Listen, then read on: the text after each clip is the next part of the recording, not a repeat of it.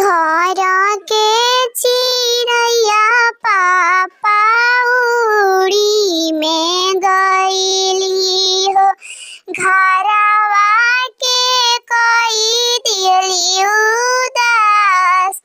घर के चिड़ैया पापा उड़ी में गईली हो। घरवा के कई दिली उदास।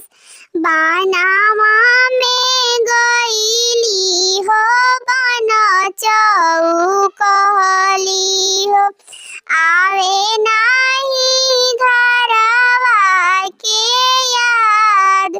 बनावा में गईली हो बन चहकवली हो। आवे नाही घरवा के याद। बेटी जे गईली ससुर के नगरिया हो। आवे नाही घरवा के याद।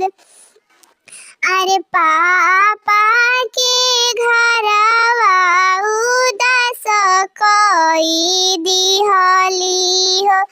ससुर जी के घरवा बसाई।